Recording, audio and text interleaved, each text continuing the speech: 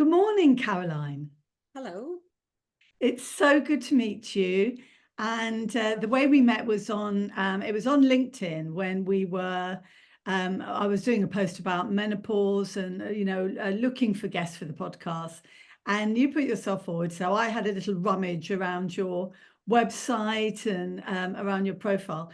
And I was just really, really curious and interested about the well-being for women, what you do, the mental health, the neurodivergent side, and of course the menopause, because that's what the series is about this time.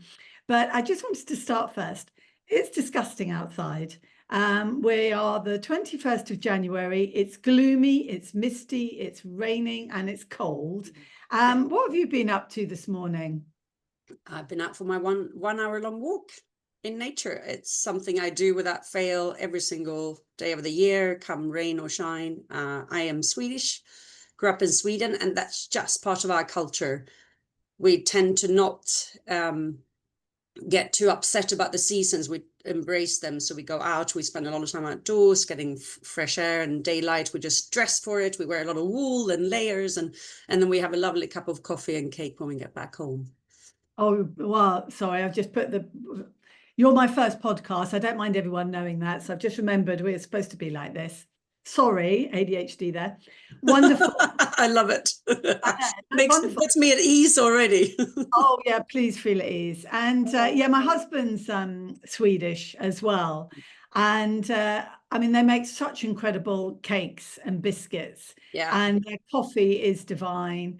Yeah. And we were having a chat the other day, actually, about I remember one of the first times I went over to Gotland, which is where he comes from, and it was in the summer, and I was blown away by how healthy and amazing the Swedish people looked. Their lovely skin, they just looked like they ate well, that they exercised. And talking about seasons, I mean, of course, in Sweden, you get very short summers and long winters and lots of snow.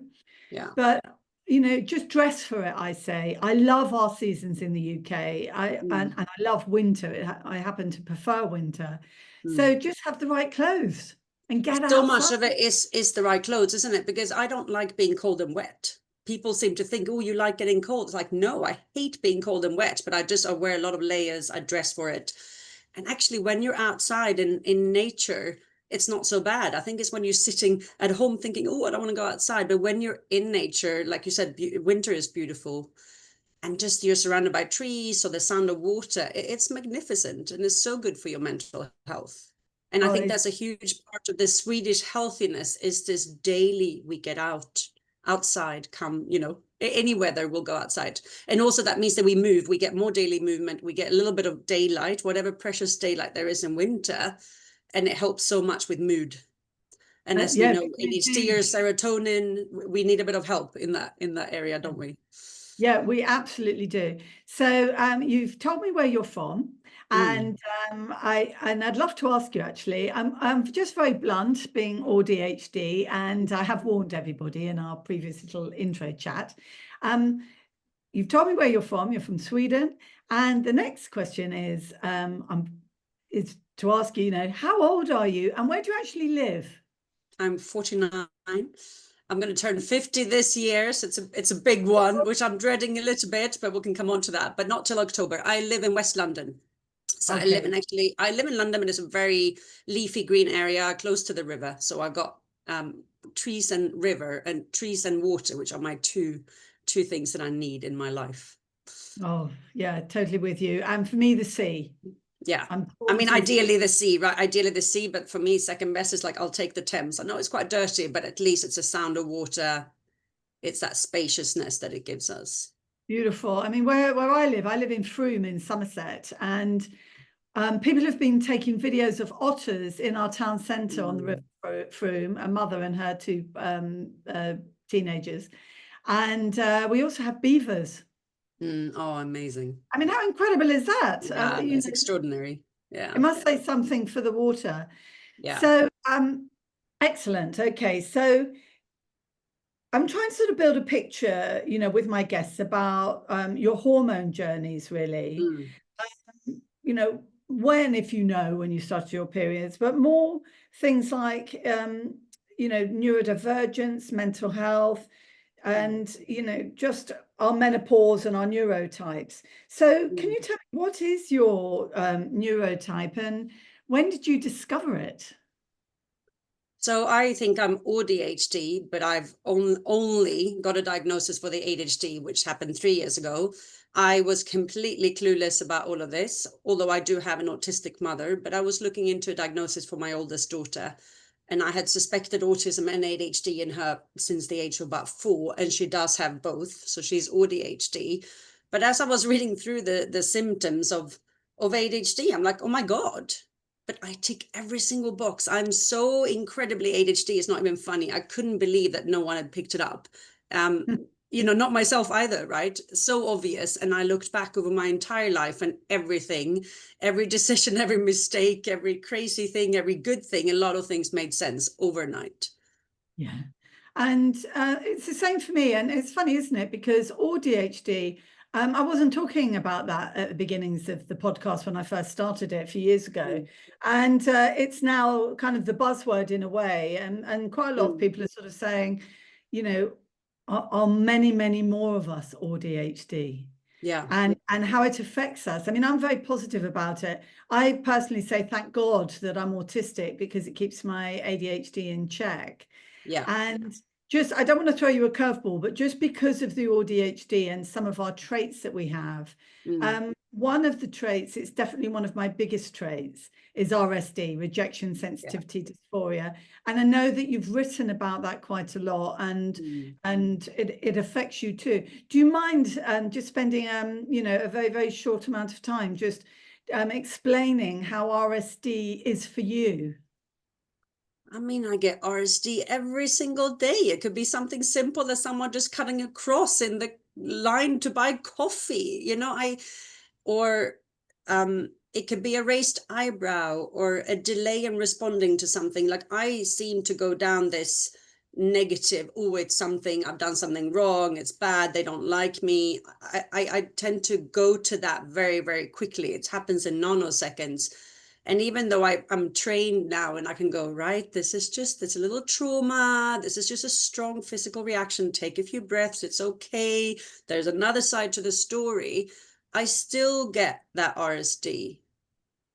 And I think I grew up also in a household with a lot of perfectionism, anxiety, people pleasing, high standards, cerebral household where we never talked about our emotions. So I think in some ways for me, the RSD is quite a sort of early trauma, if you like. And despite, you know, having worked with it, I understand what it is. Intellectually, I get it, but I still get it every single day. I can get out of it faster. And I do a lot of more sort of somatic work, and I sing and I breathe, I move, and I play the piano. You know, I do a lot of things like that to work through it. But RSD still shows up for me. And I would be lying if I said that RSD goes away completely when you understand what it is. That's not always the case, right?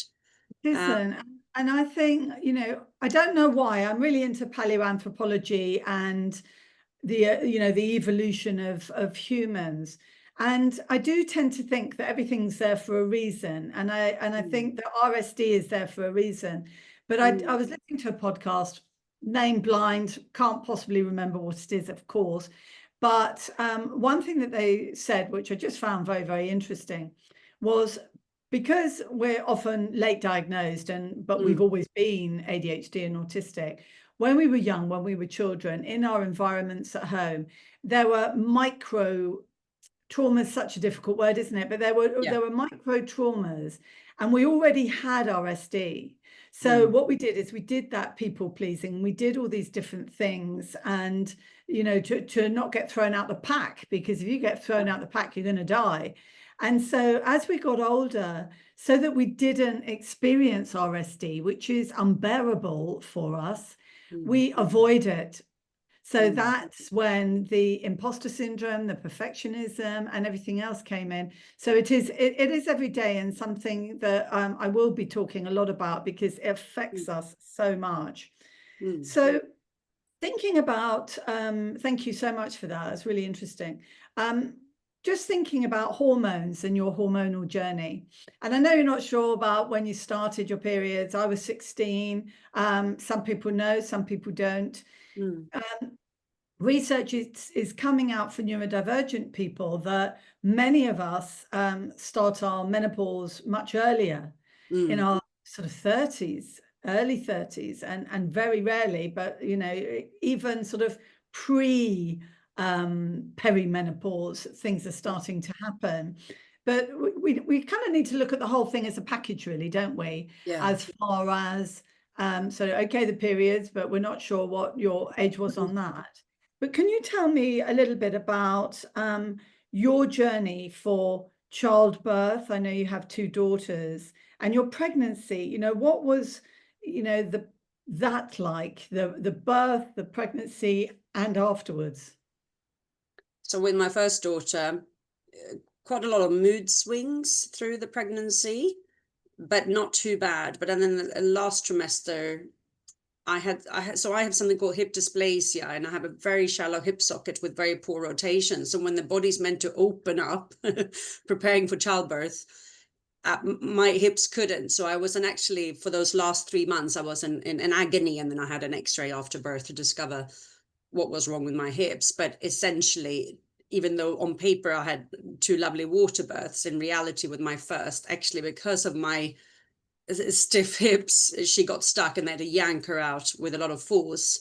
And I tore my pelvic floor really, really badly. So I could say that actually my first birth was quite traumatic. And obviously not knowing about this hip issue, I then fell into postnatal depression, and I was diagnosed with that. Again, I had no idea about ADHD at this point, and I was put on sleeping pills, and I had some talking therapy, which was, yeah, kind of helpful, I guess. But then I went on to have my second one, and again, very volatile moods throughout that pregnancy, a better birth experience. But then I sank into quite severe postnatal depression, which lasted for a good 2 years. I was put on antidepressants, which didn't work for me at all.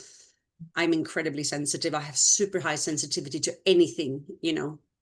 So pills often don't work on me. They mess with my sleep, and anything that messes with my sleep, you know, my ADHD symptoms when I haven't slept, they are completely unmanageable. My moods get so low, I become suicidal. And I sink into a dark black hole, and I really struggle to get out. So I had some CBT, which was actually amazing, with other mothers with postnatal depression. Yeah, I tried the antidepressants. And then, but still, I didn't know about ADHD at this point. Again, my youngest daughter didn't sleep through the night till she was 4.5 years old. So I think those years were tough because I just didn't get a good night's sleep for several years. So there's no doubt that exacerbated or prolonged, you know, whatever postnatal depression I had. And then, I mean, I think I went straight postnatal into perimenopause. It's such a blur, isn't it? I think the lines are so blurred when we're dealing with neurodivergence and sleep deprivation and postnatal depletion from a mineral. You know, now I understand so much more about if we're lacking in iron or zinc or magnesium or vitamin D, you know. But obviously at the time, I didn't know what I know today. But I did have what happened sort of after that second postnatal depression. I was really worried about my mind and my mental health. And I'm like, something has to change. I cannot go on living like this. I'd had a lot of suicidal thoughts. So I then discovered NLP, neuro-linguistic programming, which actually really helped me at the time because I could become aware of what are my thoughts? What emotions do those thoughts generate in me? And then what actions or reactions happen? And is that, and I kind of, it's not the full story, but for me, that was such a starting point. That was about 8 years ago. And then I went back into sort of a corporate job. I worked in corporate and sustainability. And I just thought, you know, I'm not doing this anymore. You know, she still wasn't sleeping. But it was clear that, you know, going on the tube in London into work, being in an office all day long, you know, I need to move, I need fresh air, I need so many other things, even though I worked on paper, you know, a decent thing. You're trying to change the world and improve the world. That wasn't happening at all for me. So then I just retrained completely. I changed that. set up my own business. I retrained in fitness, which was a lifelong passion of mine. And I combined that with nature to support mothers. So that's the business I set up about 7 years ago. Gosh, you've told me so much, and now let's see how much I can remember. It feels like I tried to kind of compress something very long into something very short. Yeah. If you're from the UK and you're old like me, you may have watched a program called Crackerjack, where you had to hold on to a whole load of things like this and cabbages and everything else, and then they would all Yeah. fall. So we'll see, but I'm just really, really interested in what you said. So one thing that you told me about before, which I was interested in, is that you had your daughters quite late. You're a mature mother, and that's Yeah. really interesting when you're thinking about. I was 35 and 37 for our sons, and so imagine that if you are going into early, but you had enough eggs and you were able to conceive, Yeah. but you're talking a couple of years or whatever before you start. And so just remind me, how old were you when you had your daughters? 36 and 39. Exactly. Yeah, absolutely. So as you say, and I'm so sorry you had postnatal depression, because I know it can be so debilitating and end lives. So for you to have those suicidal ideations, I mean, that must have been so tough. And the other thing was, when you were talking about your pelvis and the dysplasia, I had some pelvic issues, and I remember pushing some wood or something. We were decorating, and the agony of it was just terrible. And I've only discovered relatively recently, probably in the last year, that I haven't got a diagnosis, but gone down so many rabbit holes, and I'm with forums and talk to the people who I need to talk to, that I'm most likely hypermobile. And I just wanted to ask you, do you think for you, do you think you might be hypermobile as well? Because I that's am. very, I oh God. am. As in, I know I am. And I actually, that makes sense then, that the pelvic floor is harder to heal when we have that really stretchy connected tissue. I've also had a lot of umbilical hernias that I've had to have repaired. And then also with the hip, I'm not a candidate for hip replacement surgery because I can't guarantee that I won't dislocate the new hip due to the hypermobility. Yeah. So Oh my. that's the sort of knock-on effect of all of this. We think, oh, you're hypermobile, you can hyperextend your elbow, but actually it becomes a much more sort of systemic, become a systemic issue, can't it? Oh, it's all connective tissue. I mean, from your Connective eye, tissue, everywhere, Yeah. all over Yeah. your body. Yeah. And because we're talking about menopause, and so we talk about everything about menopause. For me, unfortunately, I've got sort of quite mild prolapse, which I really don't like at all. Thank you very much. But there's a lot of pelvic floor exercises I can do about that. But the hypermobility affects us so much. And you did tell me something funny, actually, that because you were saying one of your hobbies, one of the things you love doing is horse riding. And I straight away in my head was, because she's got a dodgy pelvis. How can, I'm thinking of some of the horses I've got on. I'm 5'2". How does she ride? And what did you say to me I mean, about? I ride skinny horses, right? I cannot ride a super wide horse. If you put me on, something that's a bit too wide, that's very uncomfortable, right? My hip cannot go like that. I also sit in a slightly awkward position, and I need to ride the same horses so that they get to know me and they figure out, well, this is just, she's a bit wonky, but we Yes. can work with this. But it doesn't work so well if I ride a new horse every time. And actually, it's quite interesting, because I was doing yoga, and when I first joined a new group, they were putting me in positions that I was overstretching, and I hurt myself, and it took 3 weeks to get over. And luckily, I met another yoga teacher, and we've got to be careful about overstretching, Yeah. and the way we do our exercises, which I want to come back to when we talk about your fabulous business. But just on the perimenopause, which I think you're in, just Absolutely. And have been for a while. Yeah. when were you aware that you were in perimenopause, and what did it look like for you? Just try and paint a picture for the viewers and listeners about what perimenopause has meant for you. Well, it's interesting because I don't have maybe the physical symptoms or irregular periods or heavy bleeds. I don't have those. I've always been super regular. But what I have are just, it's the mental changes, right? So I can feel like superwoman when my estrogen is rising, and I can feel suicidal during the second half. on my cycle. So for me, it's always been, I really notice the mood, the RSD gets so much worse, the confidence, imposter syndrome, suicidal ideation. For me, it's like, I really noticed those changes. So, but that was kind of more thinking that I became aware of PMDD and thinking, actually, what I'm experiencing is not normal.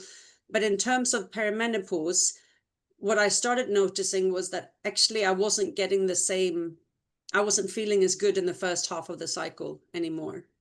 And that's when I started wondering, I wonder how low my levels are. Because at least before it was a roller coaster, but I had a few really good weeks and then I had a few really bad weeks each month. Whereas what I noticed was, well, the levels are declining. And I actually suffered burnout nearly, well, it's 2.5 years ago. And when they tested my hormones, I had very low estrogen, for example. But I think the good thing about all of this, I think there was always a silver lining. I'm actually an optimist at heart. Yes. I've had to change some of the ways I'm working, because when my estrogen was high, I would go on, cortisol, caffeine, stress hormones would fuel everything I did. I would overwork and I would push through. And I think having lower hormonal levels just means that I can't do things the way I used to. I have to listen and go, no, that can wait. Or now you need to rest. You sit at the piano, read a book, phone a friend. Yeah. I think the perimenopause has forced me to change how I do things. And in that sense, it's not necessarily a bad thing. I think I miss sometimes the old self who was, super smart and loads of energy and could move mountains, at least for a few weeks each month. But it's not sustainable. The way I was living was not sustainable. And the perimenopause has just gone, okay, so now what do I need? How can I work then for the next 20 years? How do I change how I work, who I I think, work with, the yeah, I think, pace, yeah, the way of working smarter, not harder. I'm so good at working yeah. hard, Yeah, but smarter. I mean, I'm 60 and I'm postmenopause, and I've said a few times, I don't know if there's anything I don't even know if postmenopause exists.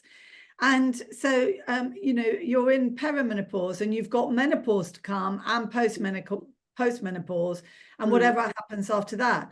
But mm, now I'm 60, because of estrogen, progesterone, and probably testosterone as well, mm.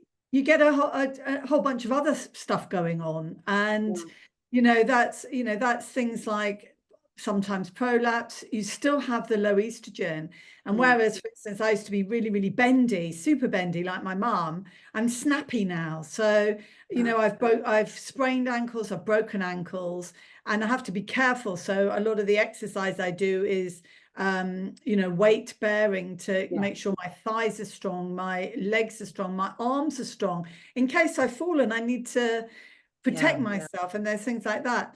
yeah. So I really appreciate how difficult it is.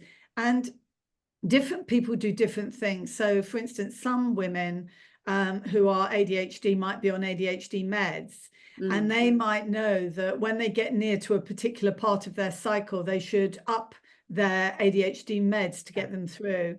yeah. When we're not on meds, I'm not, and I'm absolutely Mm, not against it. I'm very interested in medication, but mm, it's just my life. It's the way I've done things. It's not that yeah. I don't like it and all the rest of it.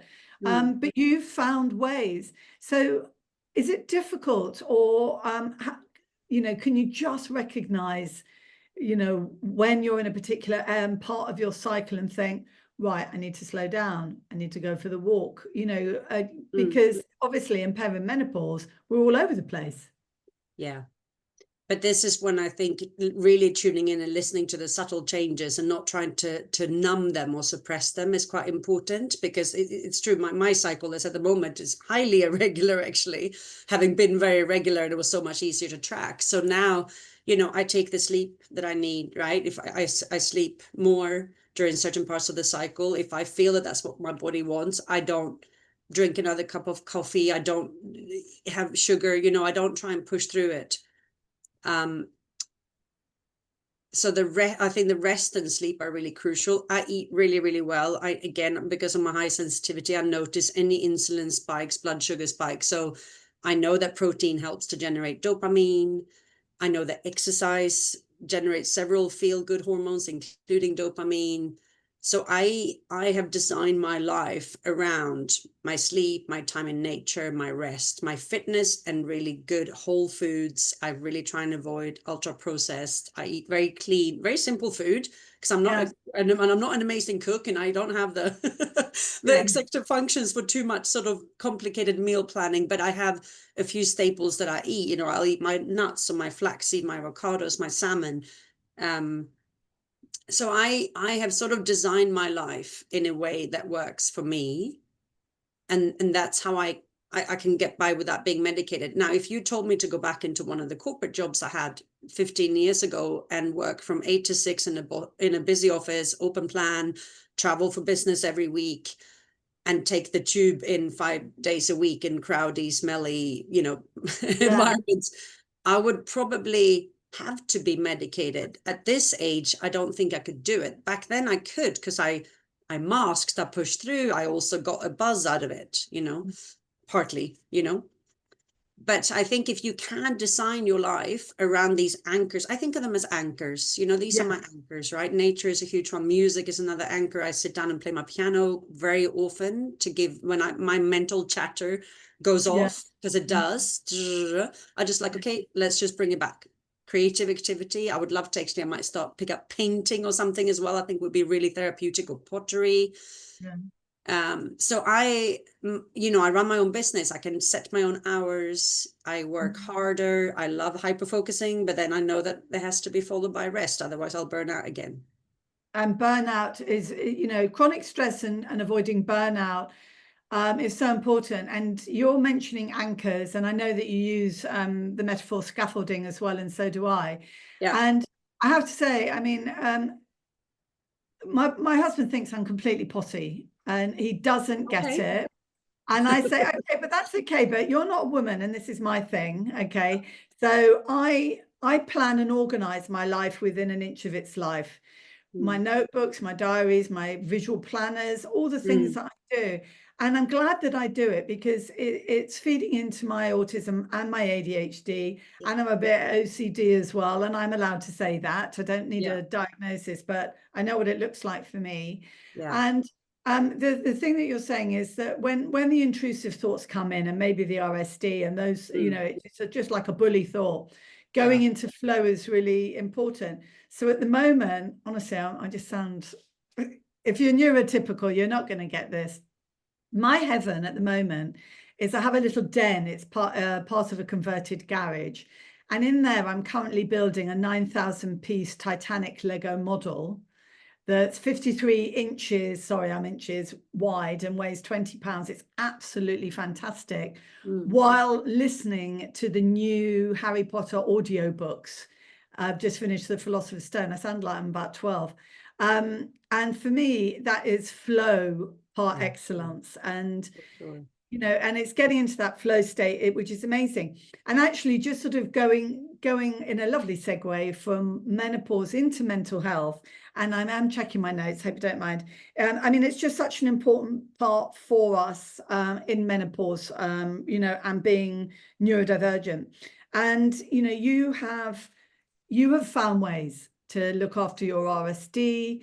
You're an NLP practitioner, and I know I've seen your qualifications. You've got lots of qualifications in what you do. But one of the things you do is you help mums, and you have fitness sessions. Mm. So, and the way you do that is with your business, and I love the name of it, Mama Stay. Mm. So, I'd love to know more about Mama Stay, and, what do you hope to achieve with the support you give with this business? Please tell us all about the business. Yeah, so I guess it began with that NLP journey into, healing my frazzled mind, and then realizing I'm out of corporate, I'm not going back to this ever again.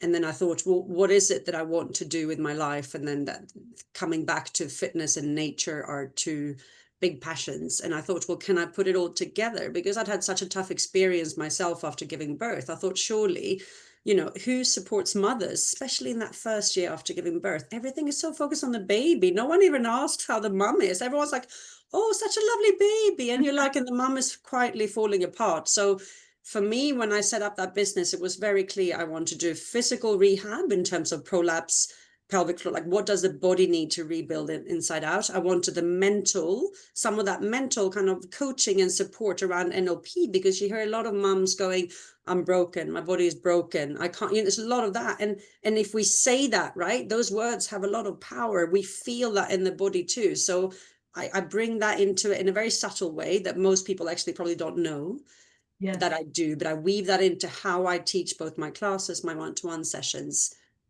And then I do a lot of my sessions outdoors. I also see some clients one-on-one at home if that's their preference, but all my classes have always been outdoors all year round. And that comes back to that Scandinavian motto of, you know, there's no such thing as bad weather, only bad clothing. So I'm trying to encourage mums to focus on yourself in that year. Also, one thing I guess we haven't really touched upon, but community. So the reason I run this face-to-face outdoors in my local community is because I think community is everything. And we know this with ADHD, maybe even more so, but the right community, obviously, the right support.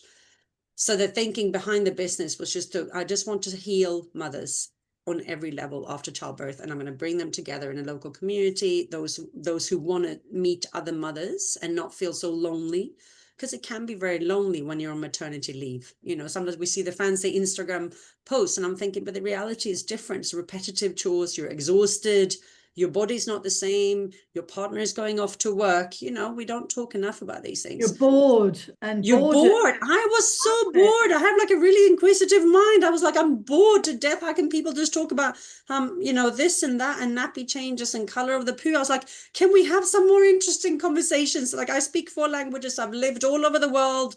How can my life be reduced to just nappy changes? And there's a bit of that, right? Wanting to kind of reconnect with the mothers, them as people, not just as mothers, but actually who is this woman?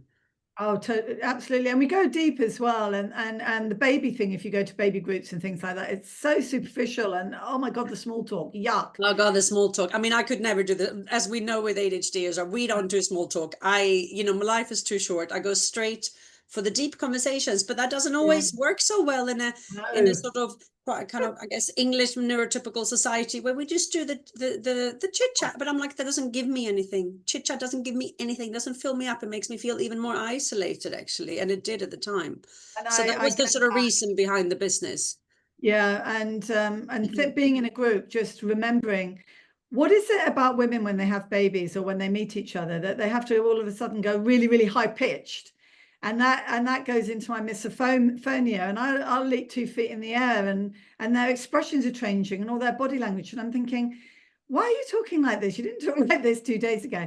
I am very curious about, you know, you're exercising, they're mums with Mama Stay, you're outside. What sort of exercises are you doing? I'm really interested about the actual exercises that you tend to do with the group.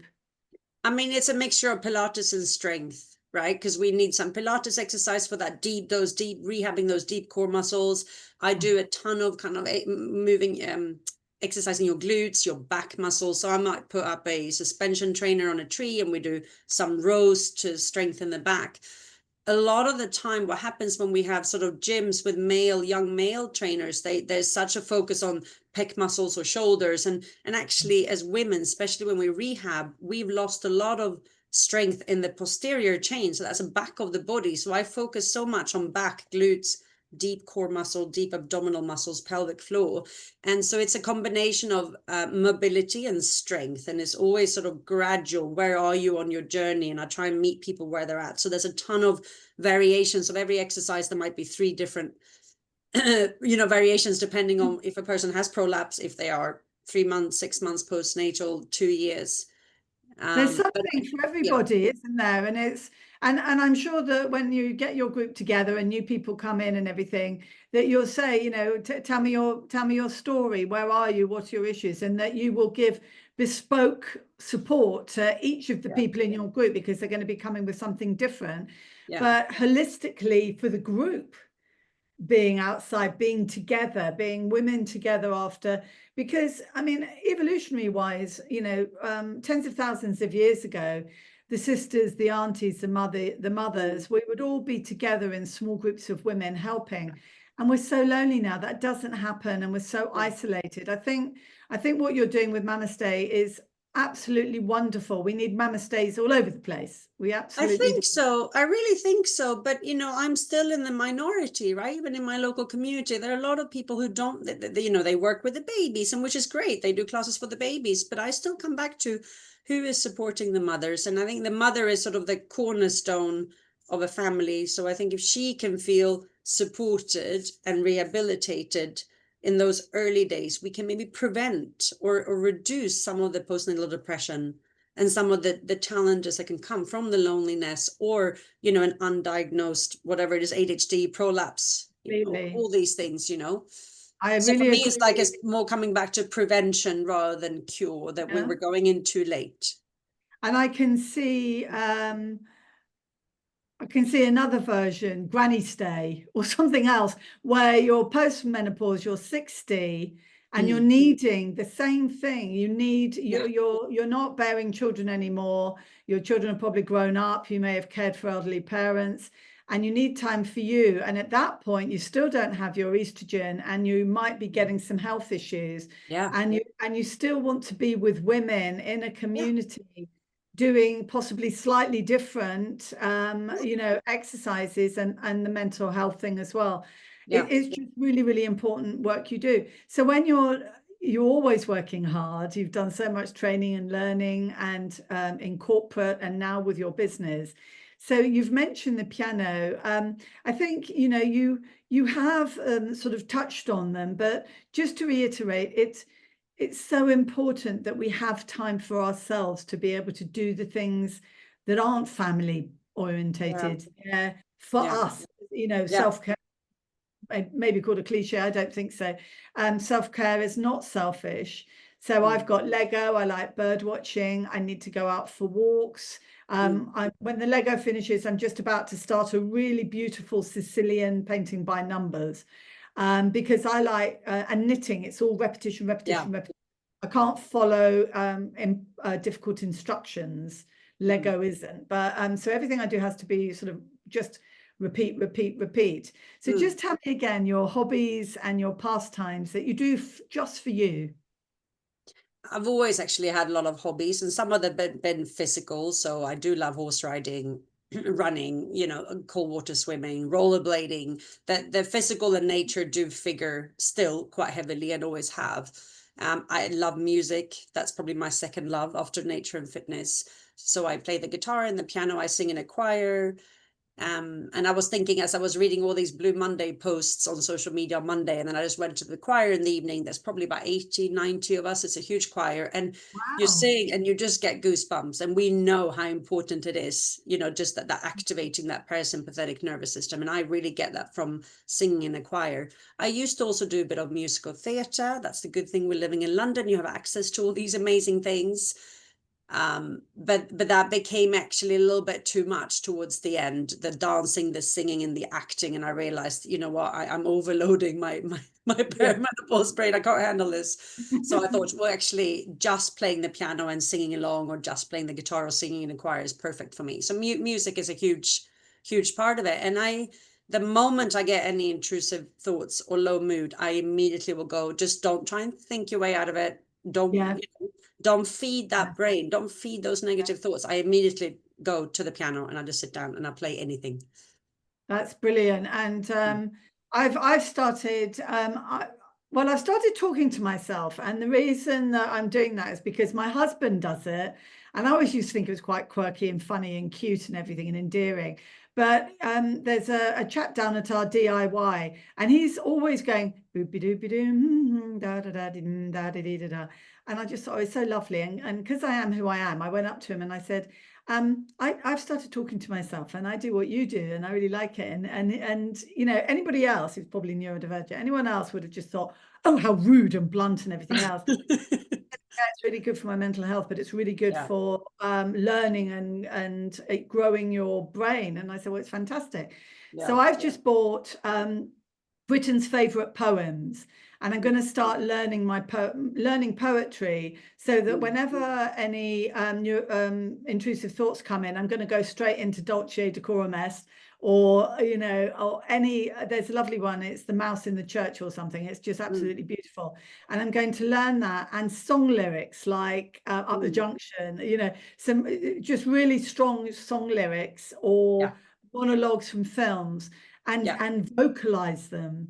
Because if I try and do things in my head, it fights with the intrusive thoughts. But if I vocalize it, and I also journal, every day for years, and get what's in my head out of my head. So that works. And it makes such a difference, right? Because I sometimes say to my coaching clients, I said, if the thoughts are stuck in your head, they're going round and around about, and they're never taking an exit. Whereas if you journal or do something, you are taking an exit at least, right? So it shifts something.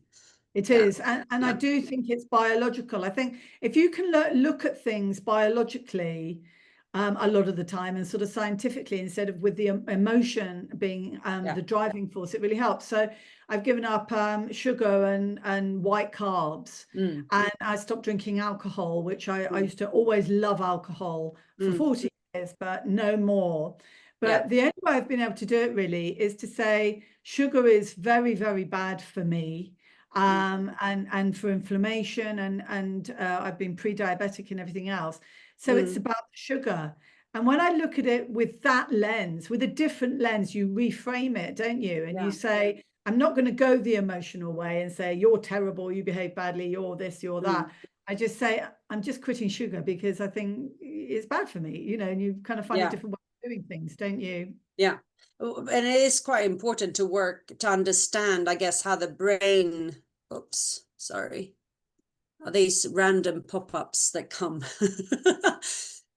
Understanding that if I say I'm not going to drink alcohol, the brain just registers drink alcohol, right? So I drink minimal amounts, but I haven't told myself never drink alcohol again, because that doesn't work with my brain. I just go, I'm just going to try some lovely mocktails. I'm going to, buy some lovely teas. So I have them at home. And I think sometimes that, instead of, if it works for you to just go, right, I'm never doing that again, that's fine. But for my brain, that doesn't work. No. But obviously talking about alcohol is really interesting, because I noticed that my ADHD symptoms, my perimenopause symptoms are far worse, after alcohol. That messes with my sleep, the RSD. I became an awful mother, so I had to just cut back. Like, I used to love alcohol, but I cut back substantially over the last 10 years. Yeah. And now I just try and go by without it as much as I can. If there's a big celebration, I might have one glass, But interesting with sugar, and we know, I'm a health coach as well, and we're thinking about insulin resistance and all these blood sugar levels, and adding then the cortisol from RSD and pushing through, and you're having a big roller coaster of insulin, and then we get that insulin resistance. And what does that do to our ADHD symptoms, our menopause symptoms? So sugar is a big one. Sugar is a huge one, right? And alcohol, because there's a lot of sugar and a lot of alcohol as well, if I think about wine and Prosecco, champagne. Well, exactly. And I know that some of my guests will be talking about this more, because I want to talk about everything from hypermobility to fibromyalgia things. And I was pre-diabetic, and that frightened the life out of me, and it sort of started my journey. And I've got a blood sugar monitor now, and I'm so happy because I'm at 5.6 instead of the sort of 6 point. You see, when you eat after a meal, it might take longer than 2 hours for it to go through. So if you take a reading, then it could say 6.8 and frighten you to death. But you work your way around and you do things. And I have a Fitbit. I like to monitor everything and put it down. So I think really, as we slowly but surely and gently come to a close, one of the things that I would like to ask all of my guests, because we're all coming into this with something different, and it's been absolutely fabulous talking with you, Caroline, is I'd like to ask you to share one message from your lived experience, really, to offer hope and inspiration to all women as they navigate the menopause years. What's your message, Caroline? I think maybe my message is that it is possible to thrive. but it does require a little bit of intention and work and support, but it's absolutely possible. But it might be like me, that you have a complete rethink of what your anchors are. It's definitely possible, but I'm not sure we can do it completely on our own. And I don't think we should be. Coming back to what you're saying about the women and communities, I do think we need support. Yeah. But it's absolutely possible. But for me, it's like, it is about health. It's about mindset, community, music. It's about finding the anchors that work for you and then building your life around those anchors. Perfect. I mean, that's such a clear message, and I'm sure one that a lot of people will resonate with. You know, it's just, that's a great message. It's a lovely message. And so people can look you up on LinkedIn under Caroline Ross. They can look at your website. What's your website called? Well, I have two websites. This is an ADHD thing. I do, but they are currently being merged as we speak. So I do have my Mama Stay Fitness, which is sort of the website that I've always had for local mums. And then I have a Caroline Ross Coaching, which is more my ADHD coaching and health coaching. But I am merging them, so it will all be found actually eventually under Caroline Ross Coaching. Excellent. And are you I will be the home, Instagram? so I don't double my workload, because it does not work for my ADHD. No, of course not. Be Took careful. me a No, couple but of years to work that one out, but that's right. yeah, I know, me too.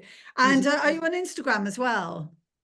I am. I have actually changed it from Mama Stay Fitness to Caroline Ross Coaching, just because I do tend to talk about everything from hypermobility, protein, ADHD, women. I talk about everything, right? I have both, I guess, broad and quite deep expertise in some of these areas.